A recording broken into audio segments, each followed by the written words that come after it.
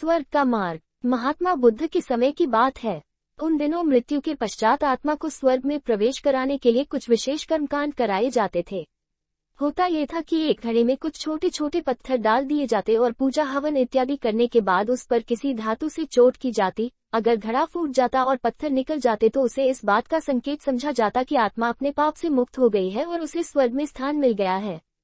चूंकि घड़ा मिट्टी का होता था, इसलिए इस प्रक्रिया में हमेशा ही घड़ा फूट जाता और आत्मा स्वर्ग को प्राप्त हो जाती। और ऐसा कराने के बदले में पंडित खूब दान दक्षिणा लेते। अपने पिता की मृत्यु के बाद एक युवक ने सोचा क्यों न आत्मा शुद्धि के लिए महात्मा बुद्ध की मदद ली जाए। वे अवश्य ही आत्मा को स्वर्ग दिलाने का कोई और बेहतर और निश्चित रास्ता जानते होंगे।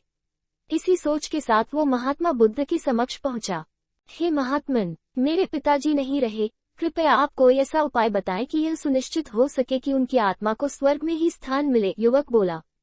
बुद्ध बोले, ठीक है, जैसा मैं कहता हूँ वैसा करना। तुम उन पंडितों से 2 घड़े लेकर आना, एक में पत्थर और दूसरे में घी भर देना।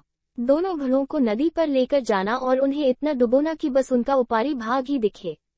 उसके बाद पंडितों ने जो मंत्र तुम्हें सिखाए हैं उन्हें जोर जोर से बोलना और अंत में धातु से बनी हथौड़ी से उन पर नीचे से चोट करना। और ये सब करने के बाद मुझे बताना कि क्या देखा। युवक बहुत खुश था। उसे लगा कि बुद्ध द्वारा बताई गई इस प्रक्रिया से निश्चित ही उसके पिता के सब पाप काट जाएंगे और उनकी आत्मा को स्वर्ग की प्राप्ति होगी। अगले दिन युवक ने ठीक वैसा ही किया और सब करने के बाद वह बुद्ध के समक्ष उपस्थित हुआ। आओ पुत्र, बताओ तुमने क्या देखा, बुद्ध ने पूछा। युवक बोला, मैंने आपके कहे अनुसार पत्थर और घी से भरे घड़ों को पानी में डालकर चोट की। जैसे ही मैंने पत्थर वाले घड़े पर प्रहार किया, घड़ा टूट गया और पत्थर पानी में डूब गए। उसके बाद मैंने घी वाले घड़े पर वार किया, वह घड़ा भी तत्काल फूट गया और घी नदी के बहाव की दिशा में बहने लगा। उद्धरण चिन्ह। बुद्ध बोले, ठीक है, अब जाओ और उन पंडितों से कहो कि कोई ऐसी पूजा यज्ञ इत्यादि करे कि वे पत्थर पानी के ऊपर तैरने लगे और घी नदी की सतह पर जाकर बैठ जाए। उद्धरण चिन्ह। युवक हैरान होते हुए बोला, आप कैसी बात करते हैं? पंडित चाहे कितनी भी पूजा करे ले पत्थर कभी पानी पे नहीं तैर सकता और घी कभी नदी की सतह पर जाकर नहीं बैठ सकता। बुद्ध बोले, बिल्कुल सही, और ठीक ऐसा ही तुम्हारे पिताजी के साथ है।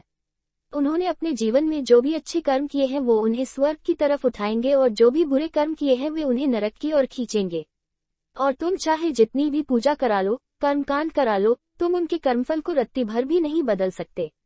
उद्धरण चिन्ह। युवक बुद्ध की बात समझ चुका था कि मृत्यु के पश्चात स्वर्ग जाने का सिर्फ एक ही मार्ग है और वो है जीवित रहते हुए अच्छे कर्म करना। औक